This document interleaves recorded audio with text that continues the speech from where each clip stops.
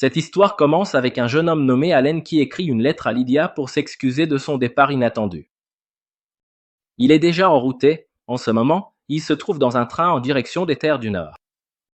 Il se trouve que le pauvre garçon a échoué à l'examen pour devenir sorcier de la cour. En réalité, on le voit écrire à Lydia en disant qu'il n'aurait jamais imaginé se voir échouer à un examen. Il est son professeur et était un peu déçu, mais le protagoniste lui a demandé s'il connaissait un travail auquel il pourrait postuler. Eh bien, oui, à ce moment-là, il n'avait même pas un sou pour rentrer chez lui. Le professeur a répondu qu'en effet, il connaissait quelque chose, car il avait un ami qui cherchait un précepteur pour sa fille. Bien que ce ne soit que pour le printemps, la rémunération était excellente. Le protagoniste ne s'attendait pas à devenir instructeur, mais son professeur a immédiatement appelé son ami, disant qu'il avait trouvé la personne parfaite pour le poste, car Allen était l'un des meilleurs élèves qu'il ait jamais eu dans toute sa vie. Et oui, c'est ironique qu'il ait échoué, n'est-ce pas? Le professeur a dit que l'élève serait le précepteur de la fille de la famille Howard, l'une des 4 grandes maisons du port. Oui, il parlait spécifiquement de Tina, une jeune fille impatiente d'entrer à l'Académie royale au printemps prochain. Le protagoniste a trouvé étrange d'être le professeur de quelqu'un d'aussi important, mais il a alors pensé à une certaine Rousse, elle aussi fille d'un duc, et cette idée lui a vite traversé l'esprit. Ah, et au cas où vous vous poseriez la question, le professeur avait déjà même le billet de train prêt, on peut donc dire que le vieux avait tout prévu. De retour au présent, le protagoniste se demande quelle sorte d'aventure l'attendent lorsqu'il est accueilli par Graham, le majordome en chef de la famille Howard, et par Ellie, une jeune domestique apprentie. Ils doivent se rendre à la maison dans une voiture exiguë. Comme l'espace est limité, la première chose qui vient à l'esprit du vieux majordome est de suggérer qu'Hélène prenne Hélène sur ses genoux, ce qui est évidemment étrange.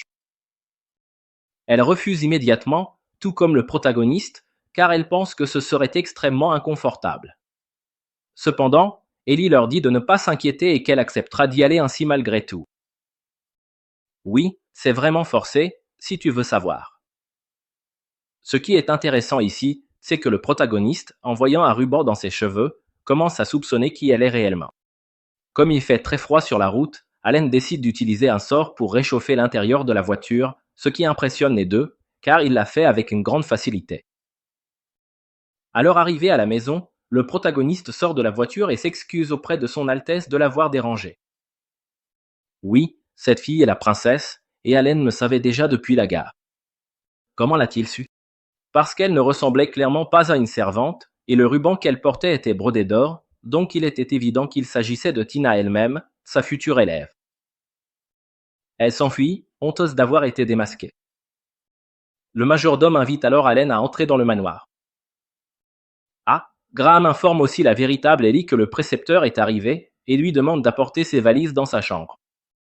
Mais la jeune fille est tellement maladroite qu'Hélène finit par sauver la situation. Il dit joyeusement que tout va bien. Le majordome, cependant, s'énerve, car le protagoniste, comme son maître l'avait dit, semble être un vrai charmeur avec les jeunes filles. Allen ne sait pas quoi penser, mais Graham, fâché, prévient qu'il est temps de rencontrer le maître de la maison. C'est ainsi que nous faisons la connaissance de Walter Howard, le père de Tina, un homme très puissant. Il remercie le protagoniste d'avoir accepté l'invitation et commente que, depuis qu'il a parlé au professeur à propos du poste, le vieil homme n'a cessé de faire l'éloge d'Hélène, car il pensait qu'il n'y avait personne de meilleur. Il demande s'il est déjà au courant que le travail consiste à être le tuteur de Tina pendant un certain temps, et Allen confirme.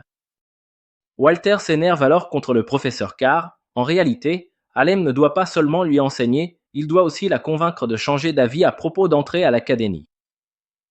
Pour donner plus de contexte, Walter explique la situation de la famille. Il existe 4 duchés, et en raison de leur aide inestimable lors de la fondation de la nation, de nombreuses terres leur ont été accordées au nord, au sud, à l'est et à l'ouest. Les Howard s'occupent des terres du nord depuis des générations et jouissent d'une solide réputation militaire. Cependant, tout cela semble devoir prendre fin avec Walter. Tina a perdu sa mère alors qu'elle était encore jeune et il n'a que 2 filles. Stella, l'aînée, a réussi à entrer à l'académie, mais elle n'est pas très douée en magie. Walter doute qu'elle puisse maîtriser la magie suprême héritée de leur lignée. Et Tina, quant à elle, n'a absolument aucun talent pour la magie. Bien qu'elle possède de la mana, elle n'arrive même pas à lancer les sorts les plus basiques. Plusieurs des meilleurs mages l'ont déjà examiné, mais personne ne comprend pourquoi. Walter pense que sa fille Tina est très courageuse et possède un sens du devoir enfoui, car elle a choisi d'aller à l'académie pour essayer d'utiliser la magie, alors qu'elle aurait pu suivre une autre voie. C'est pourquoi il espère qu'Hélène comprendra par lui-même la profondeur de la situation. Après un certain temps, ils arrivent dans une zone où Tina a cultivé plusieurs plantes en se basant sur les informations laissées par sa mère dans divers livres. C'est quelque chose de surprenant, étant donné que ces plantes ne poussent normalement pas dans cette région, mais grâce aux recherches de la jeune fille, cela a été possible. Walter espère que Tina pourra rester et poursuivre ce processus, car il considère que c'est quelque chose de très précieux pour l'ensemble du territoire. Le pauvre protagoniste se rend déjà compte que ce travail sera bien plus compliqué qu'il ne l'imaginait, et tout cela est la faute de son professeur. Il décide de dire à Walter que peut-être sa fille devrait suivre la voie qu'elle souhaite. Si elle parvient à utiliser la magie à un niveau suffisant pour entrer à l'Académie royale, Walter lui permettra d'y aller. Face à une telle condition, l'homme répond que, si cela arrive, la chose la plus juste serait de la laisser partir. Il promet au protagoniste que, si Tina réussit, il lui donnera la permission correspondante. Allen le remercie et, d'une certaine manière, il se sent un peu enthousiaste, car c'est une situation rare. Une fille qui possède du mana, mais qui n'arrive pas à lancer de sorts, sera sans aucun doute un défi intéressant. Difficile, bien sûr, mais intéressant à tenter. Après cela, un banquet de bienvenue est organisé pour Allen. Walter commente que l'ambiance ici est généralement plus animée et qu'il a l'habitude de manger avec les employés, ce qui plaît beaucoup au protagoniste. Soudain, Tina et Ellie arrivent. Walter présente sa fille comme s'il ne la connaissait pas et Allen fait semblant d'être ravi de la rencontrer. Il ajoute même qu'il connaît Ellie et lui demande si elle a froid à cause du trajet en voiture, mais Ellie ne comprend pas de quoi il parle. Tina change rapidement de sujet pour ne pas être démasquée, mais Walter l'interrompt pour dire encore quelque chose au protagoniste. Il se trouve qu'Ellie est la seule héritière des Walker, une famille qui sert les Howard depuis des générations. Il souhaite que le protagoniste lui enseigne aussi la magie.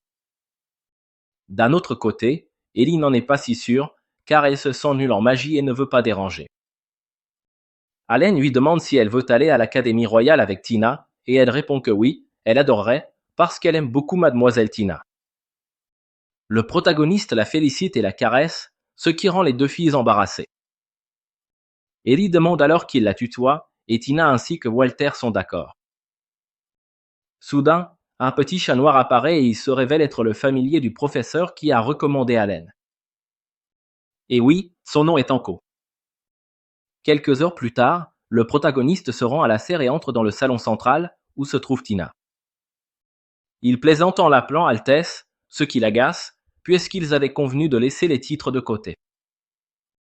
Elle en profite pour lui dire que les mensonges sont aussi interdits et que, s'il a quelque chose de douloureux à dire, elle est prête à l'entendre. Allen promet d'être sincère, mais il remarque en pensée à quel point la jeune fille semble tendue. Il est certain que ne pas pouvoir utiliser la magie a blessé ses sentiments et créé quelques insécurités. Il décide de l'informer que, pour l'instant, il n'y aura pas de cours pratique, mais plutôt une épreuve écrite. Il en profite pour expliquer que l'examen d'entrée à l'Académie royale comporte une partie écrite, un entretien et une épreuve magie. Comme Tina veut vraiment apprendre la magie, Allen souhaite savoir à quel point elle maîtrise la partie théorique. Au début, Tina n'en est pas sûre, car elle trouve compliqué de prévoir les questions, puisqu'elles changent chaque année, mais Allen précise que ce n'est pas vrai. Les examens suivent certains schémas, qui se répètent tous les quelques décennies ou siècles, mais les gens ordinaires ne s'en rendent pas compte. C'est pourquoi il lui remet une feuille avec des questions similaires à celles de l'examen et espère qu'elle pourra y répondre ce jour-là.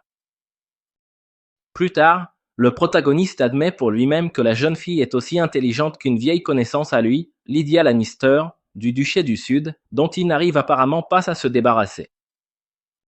Lydia est une femme forte, intelligente, instruite, dotée de beaucoup de mana et elle a réussi à maîtriser un sort suprême appelé Flamme du Phénix. Pourquoi mentionne-t-il cela? Parce que Tina est, du moins en termes de connaissances, au même niveau qu'elle.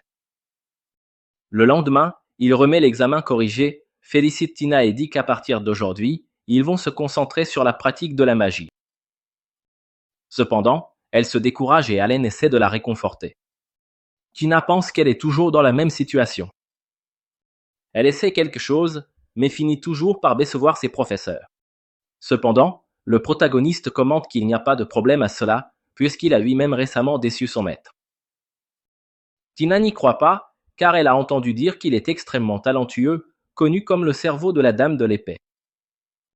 Allen dit qu'en réalité, il n'est connu ainsi que parce qu'il est le seul à supporter la folie de Lydia, rien de plus. Il avoue qu'il a moins de mana que la moyenne et qu'il est probablement entré à l'académie uniquement parce qu'il sait comment gérer Lydia. Il ajoute que l'académie est extrêmement stricte, avec des cours difficiles, et que la moitié des élèves n'obtient même pas son diplôme. Avant de commencer les cours pratiques, il souhaite poser une question. Tina veut-elle vraiment aller à l'Académie royale? Parce qu'elle n'y est pas obligée. Elle répond que oui, elle veut y aller, et que ce n'est pas parce qu'on la force. Allen dit qu'elle a la possibilité de rester là à étudier ses plantes, si elle le souhaite, mais Tina affirme qu'elle les aime, bien sûr, mais qu'elle doit lui avouer quelque chose. Quand elle était petite, sa mère lui lisait des histoires de héros qui utilisaient des magies puissantes, et depuis, elle a toujours voulu faire quelque chose de semblable. Elle veut utiliser la grande magie, mais le problème, c'est que, selon le protagoniste, il n'y a plus personne capable de la lancer. Même ainsi, il faut essayer d'une manière ou d'une autre, car tant qu'elle sera déterminée à aller de l'avant, elle sera capable de trouver le bon chemin. Oups! Soudain, la blonde apparaît, aussi maladroite que d'habitude, et trébuche comme toujours. Maintenant que tout le monde est là, Allen demande à Tina de parler un peu des concepts de base. Elle explique que les éléments sont le feu, l'eau, le vent, la terre, la foudre, la lumière et les ténèbres. Toutes les personnes naissent avec une affinité pour l'un de ces 7 éléments. La famille Howard, par exemple, se spécialise dans l'eau et le vent et peut les combiner pour former de la magie de glace. Le protagoniste commente que c'est à peu près juste, mais maintenant il veut savoir ce qu'elles savent sur les forces et faiblesses entre les éléments. Par exemple, hier, il a régulé la température à l'intérieur de la voiture en utilisant 3 éléments, le feu, l'eau et le vent. En général, on pense que le feu et l'eau sont opposés, mais il a une théorie plutôt curieuse. Selon lui, il n'existe pas d'affinité fixe avec des éléments spécifiques. C'est pourquoi il veut que tout le monde garde l'esprit ouvert et essaie différents éléments. Il demande alors à Ellie quel type de magie elle sait utiliser, et elle répond le feu et le vent. Il lui demande alors d'allumer une des bougies, puis de faire un peu de vent. Comme elle parvient à accomplir les 2 tâches rapidement, le protagoniste pense qu'elle a beaucoup de potentiel, car il n'est pas facile d'utiliser 2 éléments en si peu de temps. La blonde ne se considère pas talentueuse, mais Allen pense le contraire et espère qu'elle figurera parmi les premiers au test. C'est maintenant au tour de Tina. Le protagoniste observe le flux de mana chez elle et remarque que tout ce qu'elle fait, de la concentration au contrôle magique, est parfait et d'une grande qualité. Mais, une fois de plus, la magie ne s'active pas. Malgré tout, il trouve cela incroyable et sait qu'il ne reste plus qu'à découvrir pourquoi le sort ne se complète pas. Il l'encourage en disant qu'avec suffisamment de pratique, elle sera capable de lancer des sorts, oui. Et juste après, il leur montre un sort en allumant toutes les bougies de différentes couleurs, ce qui les impressionne. Pendant ce temps, la rousse vient de découvrir, grâce à une lettre, ce que le protagoniste manigance, et elle n'est pas du tout disposée à lui pardonner. En rentrant au manoir, Allen demande pourquoi les gens sont capables d'utiliser la magie. Tina lève la main et répond que c'est parce que les humains possèdent du mana et qu'ils ont fait des efforts au fil des années pour trouver des moyens de le maîtriser. Le protagoniste confirme cela, mais ajoute aussi que chaque année, de moins en moins de personnes parviennent à utiliser des magies avancées, et qu'il en va de même pour les magies suprêmes de chaque duché, comme l'oiseau de la tempête, le loup de la tempête de neige, le dragon bandabal et le tigre suprême de la foudre, toutes perdant une partie de leur puissance. Face à cela, Tina demande si cela signifie que toutes les études et améliorations réalisées depuis la guerre du Seigneur des Ténèbres, il y a 200 ans, ont été vaines. Allen répond qu'il ne dirait pas que cela a été vain, mais que cela a entraîné une baisse de la qualité de la magie. Il ajoute qu'il pense que les humains ne peuvent utiliser la magie que grâce aux élémentaires invisibles, qui leur prêterait leur pouvoir. Tina n'est pas d'accord et commente que des expériences ont déjà réfuté cette théorie, car, bien que les élémentaires de feu, par exemple, devraient être plus puissants dans les volcans, la magie de feu n'était pas plus puissante dans ces endroits. Et, au contraire, il y a eu des cas où la magie de l'eau a été renforcée dans ces régions. Allen, après avoir entendu cela, souligne qu'il a beaucoup étudié, mais il demande, si on ne peut pas vérifier directement la puissance des élémentaires, comment peut-on affirmer que les expériences ont réussi? Cette question agace un peu Tina, qui lui reproche que ce genre de remise en question n'est pas valable, mais c'était justement ce qu'Allen voulait provoquer.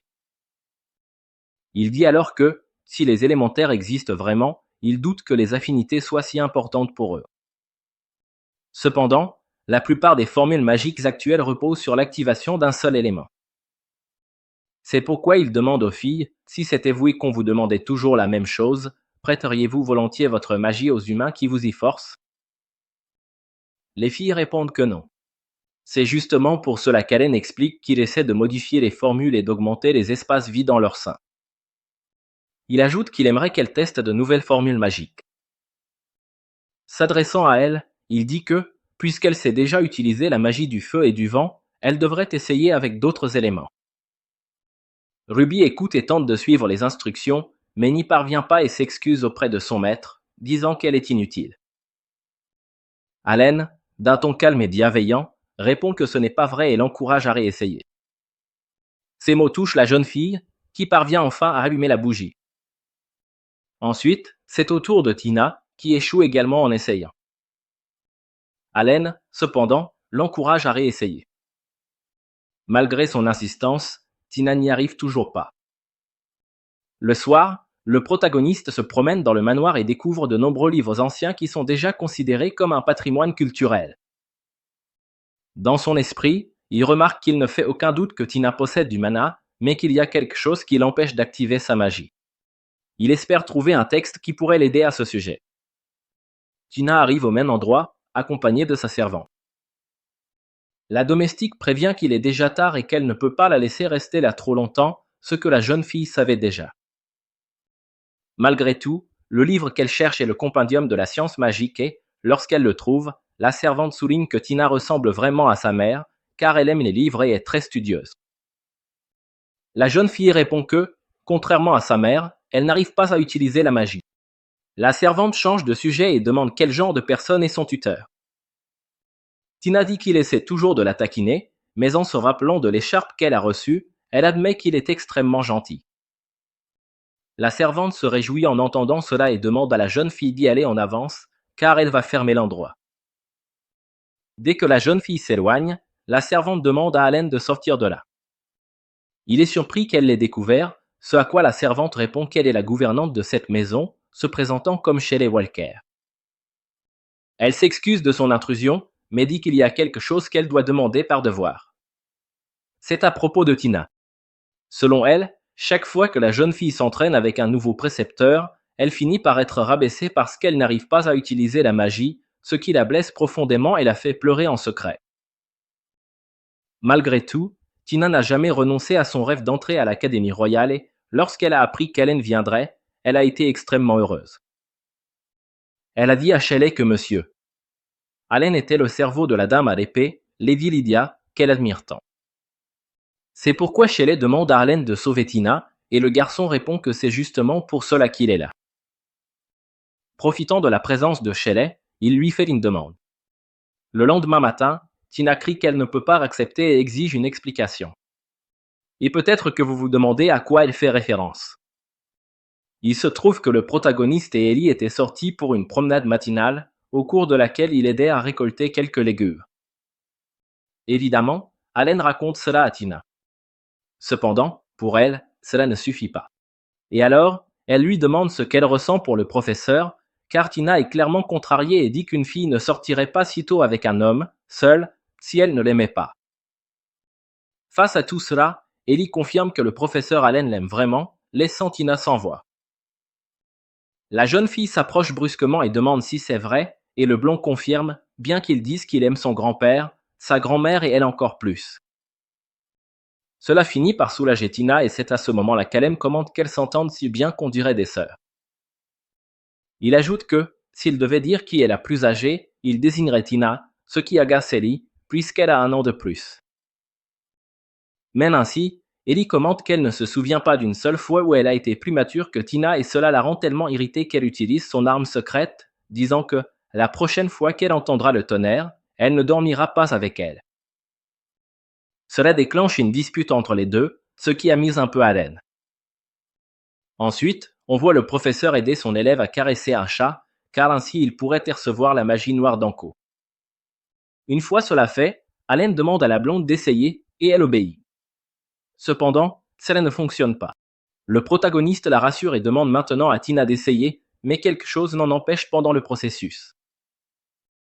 Malgré tout, le professeur l'encourage, disant qu'ils essaieront d'autres méthodes. Il montre comment faire, en invoquant un chat dans la paume de sa main. Les filles, évidemment, veulent le toucher, alors, pour éviter les disputes, Allen invoque un autre chat et explique qu'il semble si réel parce qu'il a été inspiré par Anko. Plus tard, Gray remet une lettre à Allen, qui, en la lisant le soir, découvre qu'elle vient de Lydia. La femme l'appelle cher gentleman fugitif et dit qu'elle a bien reçu la lettre avec les nouvelles, mais qu'elle a été contrariée de le voir travailler avec les Howard, car s'il voulait un emploi, il aurait pu venir chez elle. Changeant de sujet, elle commente qu'elle a vu Tina à plusieurs reprises et connaît sa maison, soulignant que ce sera difficile même pour lui, bien qu'elle dise que s'il utilise cette méthode-là, cela pourrait marcher. Cependant, elle lui interdit de l'utiliser sur qui que ce soit d'autre qu'elle. À la fin de la lettre, elle dit espérer le voir aux examens de l'Académie royale et le menace. Si jamais il s'enfuit, elle le poursuivra jusqu'aux confins du monde, le réduira en purée et le brûlera.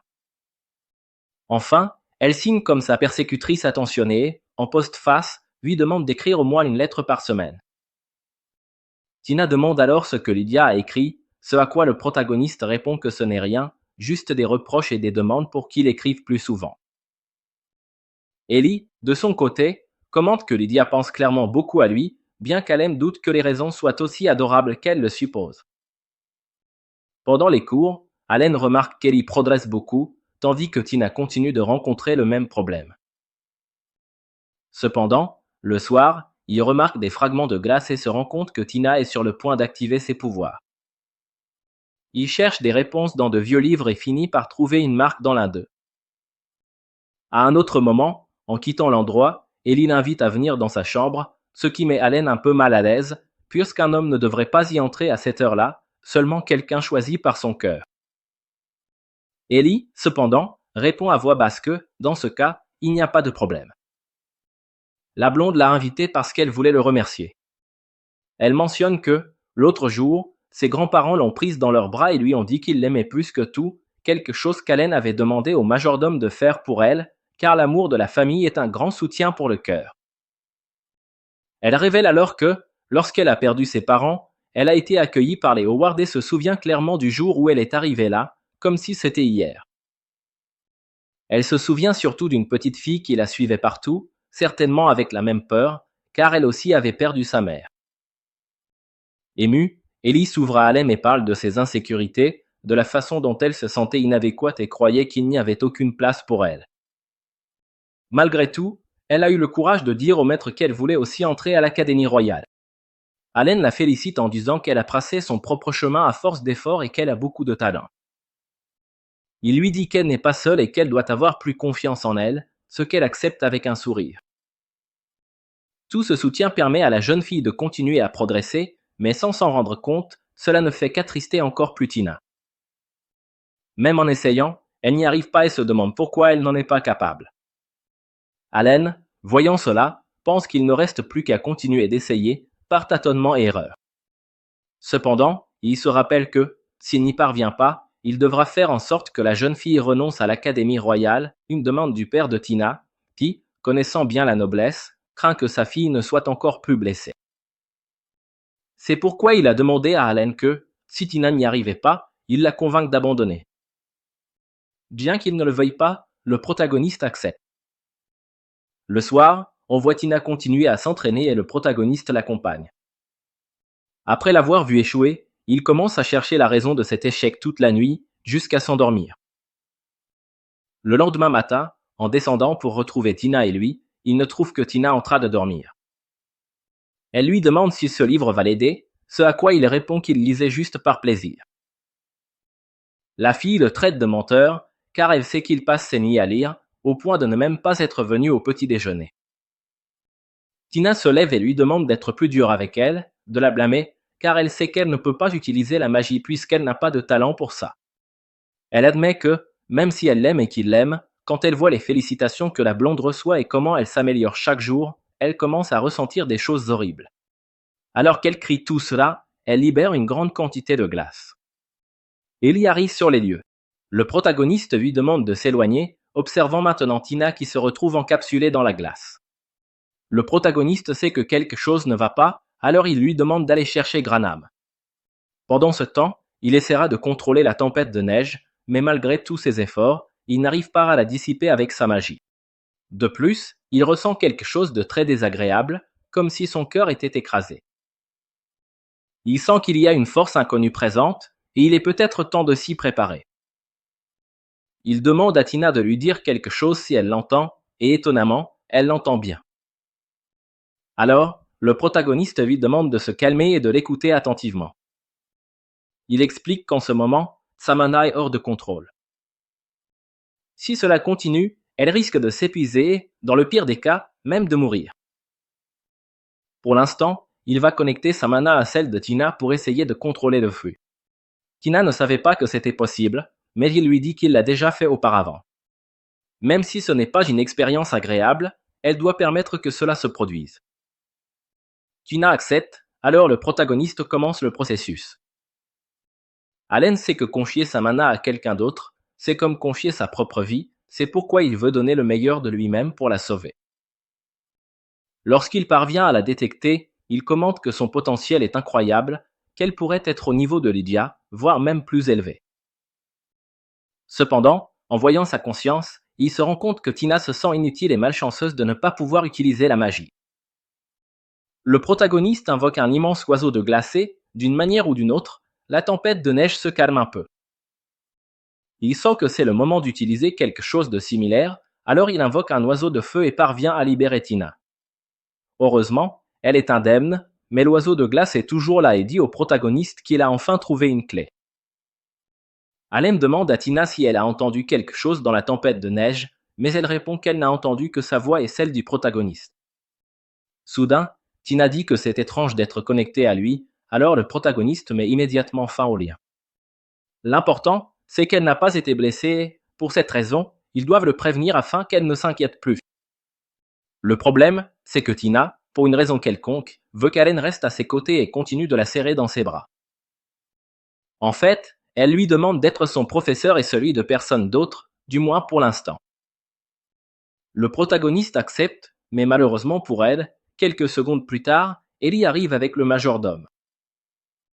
Ellie est heureux de voir que Tina va bien, mais le protagoniste se souvient des paroles de Lydia, qui lui avait interdit de faire cela avec qui que ce soit d'autre qu'elle. C'est pourquoi le pauvre garçon sait qu'il va devoir inventer une bonne excuse.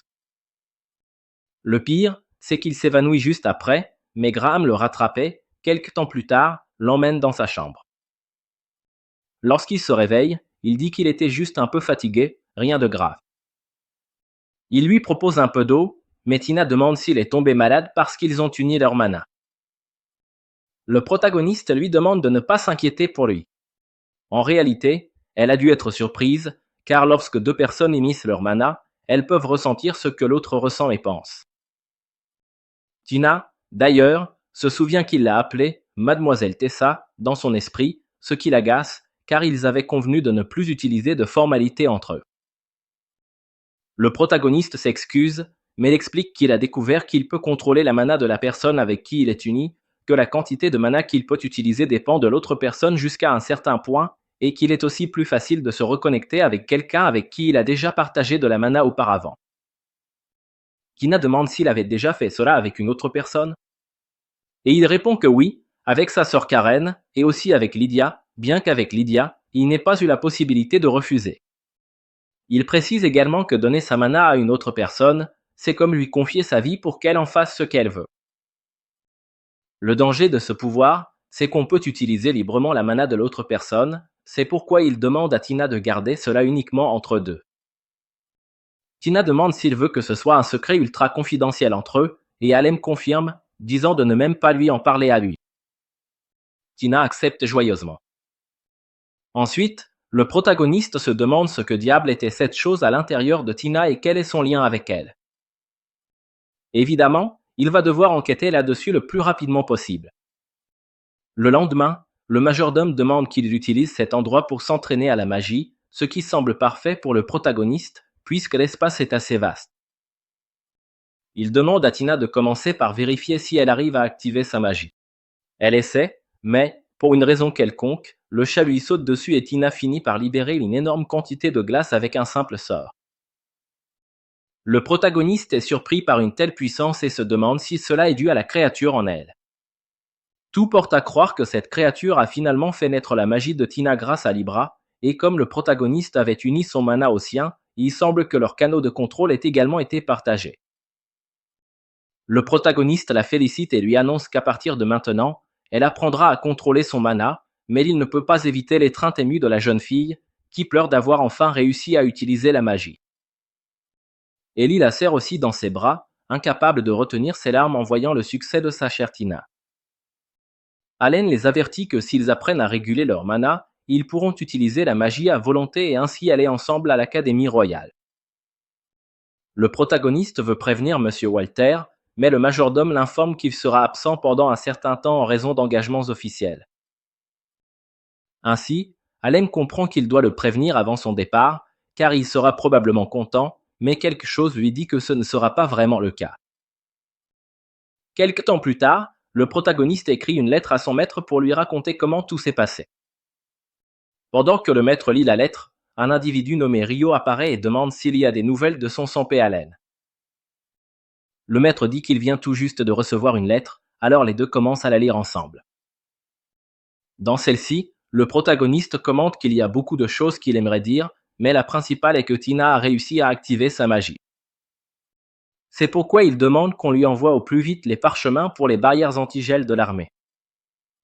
Sinon, il finira par se transformer en statue de glace avant même de pouvoir rentrer chez lui. Rio est content que le protagoniste s'en sorte bien, mais son maître pense qu'il ne sera pas facile d'obtenir ces parchemins. Il admet tout de même être surpris qu'Allen ait réussi à éveiller les pouvoirs magiques de Tina et il est fier que ce soit son élève bien-aimé. De retour à Allen, même s'il a cherché, il n'a rien trouvé au sujet de la créature qu'il a vue. Le soir, il demande à Ellie d'utiliser sa magie des ténèbres, mais la jeune fille échoue encore souvent, alors le protagoniste lui conseille de se faire une image mentale plus précise. Avec un peu d'aide, elle y parvient enfin. C'est maintenant au tour de Tina, qui est passée de ne pas avoir de magie du tout à posséder une quantité démesurée de mana. Le protagoniste lui demande d'essayer de la contrôler, ensuite, il l'informe que, comme elle a bien progressé, les entraînements de combat vont commencer. Tina s'énerve à cause de ça, pensant qu'il est trop gentil avec elle, et exige qu'il soit gentil avec elle aussi. Allen répond qu'il ne peut pas l'épargner pendant les entraînements de magie. Elle devient encore plus énervée, et le protagoniste lui demande s'il devrait être gentil avec quelqu'un qui casse le plafond à chaque fois qu'elle lance un sort. Tina continue de faire sa mauvaise tête, et Alem commence à remarquer qu'elle devient semblable à Lydia dans ses moments de mauvaise humeur. D'ailleurs, il se rend compte que Lydia n'a plus écrit et il se demande si elle va bien. Plus tard, Ellie s'entraîne à la magie du vent avec Graham, et le protagoniste est impressionné par son talent. Tina commente que les Walkers s'entraînent tous les jours pour protéger le manoir. Ensuite, Tina commence à lancer sa magie, mais le protagoniste lui demande de contrôler sa puissance, ce qui n'est pas du tout facile pour elle. Le soir, le majordome avoue être surpris par les progrès des filles, surtout ceux de Tina. Le protagoniste précise que tout cela est grâce à leurs efforts, mais il remarque qu'il n'a pas vu Monsieur Walter dernièrement. Graham explique que c'est à cause du travail, car il est très occupé. Allen, cependant, a l'impression d'être évité, puisque Walter n'est pas venu le voir non plus. Graham admet qu'il ne peut rien dire de plus à ce sujet. Le protagoniste en profite pour demander à propos des livres de la bibliothèque, puisqu'il a vu le même sceau sur plusieurs pages et veut savoir à qui il appartient. Le majordome répond qu'il n'en a aucune idée. Allen rassemble tous les livres portant ce sceau, espérant y trouver la clé pour comprendre la magie de Tina. Il commence aussi à se rappeler ce que l'oiseau de glace voulait dire par la clé. Soudain, Ellie apparaît en disant qu'elle n'arrive pas à dormir. Le protagoniste leur demande de retourner dans leur chambre pour ne pas compromettre l'entraînement du lendemain, mais il remarque que les deux ont peur. N'ayant pas d'autre choix, il décide de les chouchouter un peu avec du thé, mais il insiste sur le fait qu'elles doivent retourner dans leur chambre dès qu'elles seront calmées, car il est en pleine enquête importante. Après un moment, le protagoniste remarque que les livres ont quelque chose en commun, mais il ne révèle pas encore de quoi il s'agit. Le lendemain, le majordome informe que Monsieur Walter le demande. Dès qu'ils se retrouvent, Walter dit qu'après mûre réflexion, il a décidé que Tina ne passera pas l'examen pour l'académie. Le protagoniste demande pourquoi, puisque Tina fait partie des plus qualifiés et pourrait tenter sa chance sans problème. Walter le remercie pour l'excellent travail accompli, disant qu'il n'aurait jamais imaginé voir Tina utiliser la magie de cette façon. Mais même si elle a réussi, pas grand-chose n'a changé depuis. Et même si elle entrait à l'académie, cela ne ferait que causer des problèmes aux autres. Le protagoniste rétorque en affirmant que Tina a beaucoup progressé dans le contrôle de sa magie en quelques jours seulement. Walter répond que ce n'est pas le seul problème, mais que cela ne le concerne pas, alors il lui demande d'oublier le sujet. Malgré tout, il s'excuse pour le désagrément et propose une gratification en argent. Cependant, Allen l'interrompt en lui demandant de ne pas dire de bêtises. Bien qu'il s'excuse pour sa grossièreté, il affirme que le problème ne concerne pas que lui, et qu'il sait que c'était aussi le souhait de Rosa Howard, la mère de Tina. Walter s'énerve, demandant ce qu'un étranger peut bien savoir sur sa chère épouse. Allen explique qu'il a tout appris en lisant les livres de la bibliothèque. Tous les textes sur la magie de glace portaient le même sceau, le sceau de Madame Rosa. Certainement, elle les a laissés là pour aider sa fille, car elle savait que, si Tina n'y arrivait pas seule, quelqu'un finirait par l'aider. Il montre cela à Walter et affirme qu'en tant que père, il devrait mieux que quiconque savoir à quel point Tina s'est donné du mal. C'est pourquoi il le supplie de reconsidérer sa décision. De plus, Allen dit qu'il est prêt à payer pour son insolence. Walter, ému, lui demande de relever la tête, car il fait preuve de beaucoup de gentillesse. Il décide d'accorder la permission à sa fille, à condition qu'elle passe un dernier test. Allen annonce la nouvelle aux filles. Si elles réussissent, elles pourront passer l'examen d'entrée à l'Académie royale. L'épreuve consiste à affronter un puissant sorcier. Les filles sont nerveuses, mais le protagoniste a confiance qu'en tant qu'élève, elles vont réussir. Et il en profite pour dire qu'il est très fier des deux. Bien sûr, pour l'instant, elles devront beaucoup s'entraîner. Quelques jours plus tard, ils étaient encore en plein entraînement. Ellie, avec ses attaques au corps à corps, parvenait à acculer le protagoniste de façon à ce qu'il tombe dans les pièges préparés par Tina. Cependant, les deux se sont laissés distraire et Allen s'est rapidement échappé. Quand il a contre-attaqué avec de la magie, une fumée dense a envahi l'endroit. Cela a empêché les filles de voir quoi que ce soit, donnant ainsi la victoire au protagoniste. Malgré tout, Allen a félicité leur performance. Le piège de Tina avait été bien exécuté et les attaques d'Ellie devenaient de plus en plus précises. Cependant, toutes deux avaient encore un long chemin à parcourir, car l'épreuve finale consistait en un duel contre un grand sorcier choisi par Walter. Cela signifiait que Tina et Ellie devraient se battre de toutes leurs forces. En résumé, l'essentiel était que la grande épreuve approchait à grands pas. D'ici là, Allen s'est engagée à leur enseigner tout ce qu'elle devait savoir. Plus tard, Tina et Ellie prenaient un bain et discutaient, se demandant encore si elles seraient capables de vaincre le professeur Allen avant le jour de l'épreuve. L'avantage était qu'en plus de la magie, il maîtrisait aussi les arts enseignés par Graham et Shelley. Malgré les incertitudes, les deux filles se sont promis de faire de leur mieux et d'atteindre le même niveau qu'Allen. Leur rêve était d'entrer ensemble à l'Académie royale, quoi qu'il en coûte. À ce moment-là, la petite blonde a fini par s'évanouir après être restée trop longtemps dans le bain chaud. Allen est apparu et l'a rafraîchi avec sa magie. Et ce n'est pas tout. Il a aussi utilisé la magie du vent pour sécher les cheveux de Tina, en mentionnant qu'il avait l'habitude de faire la même chose avec sa petite sœur, Parent.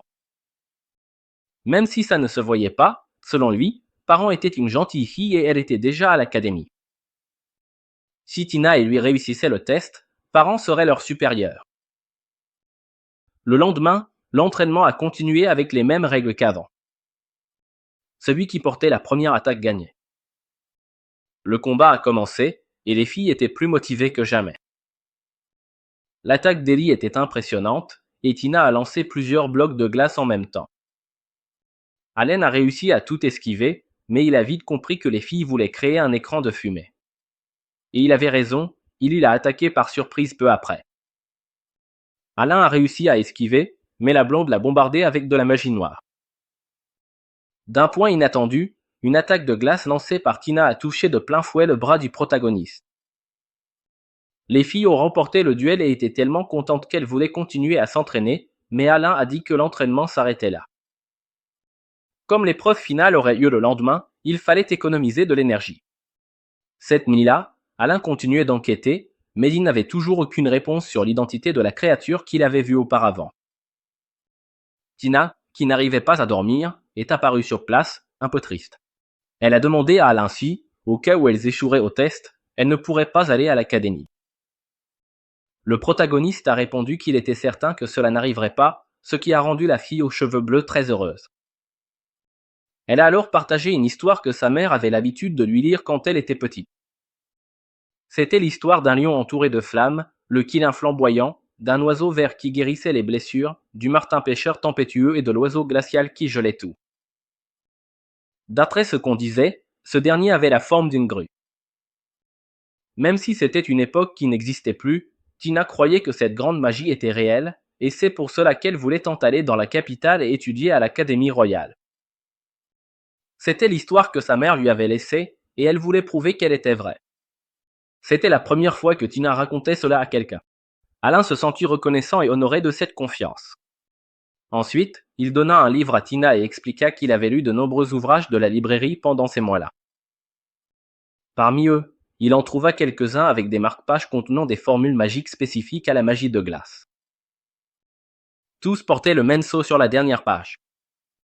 En voyant le sceau, Tina reconnut qu'il appartenait à sa mère. Alain révéla que, bien qu'il n'ait jamais rencontré Sarah Rosa en personne, il était évident, à travers les annotations, qu'elle se souciait énormément de l'avenir de ses filles. De plus, les sorts qu'Alain avait enseignés à Tina étaient des versions améliorées des notes laissées dans les livres.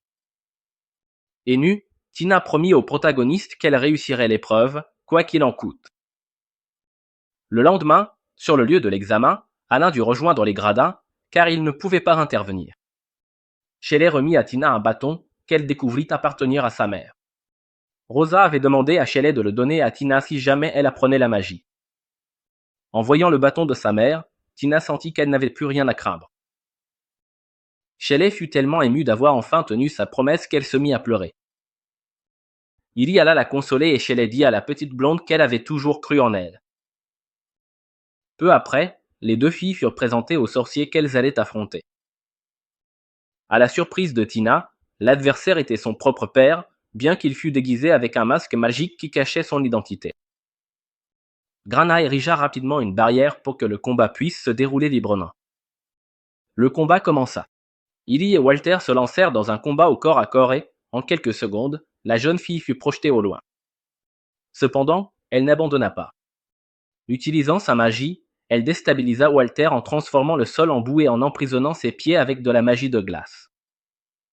Ses formules étaient claires et bien élaborées. C'était maintenant au tour de Tina de briller. Elle attaqua avec plusieurs tirs de glace, mais ils ne causèrent aucun dégât. Elle essaya de l'attacher, mais échoua également. Les filles se replièrent rapidement, essayant de mettre en place un piège. Comme il n'y tomba pas, Tina lança une attaque basique pendant qu'il l'entourait d'un nuage de magie noire. Ainsi, lorsque Walter parvint enfin à voir, la petite blonde et Tina l'attaquèrent en même temps. Cependant, le duc de Howard fut capable de repousser les deux attaques avec facilité. Walter reconnut que les deux filles étaient vraiment talentueuses et, pour cette raison, il lança immédiatement le sort connu sous le nom de jumeaux glaciaires, une puissante magie avancée de glace. Ivy commença à paniquer, mais Tina la calma, lui rappelant qu'elle n'avait qu'à faire ce qu'Alain leur avait appris. Depuis les gradins, le protagoniste lui-même cria aussi, encourageant ses élèves. Cela raviva la détermination des filles, qui unirent leurs forces et réussirent à repousser le sort avancé de Walter.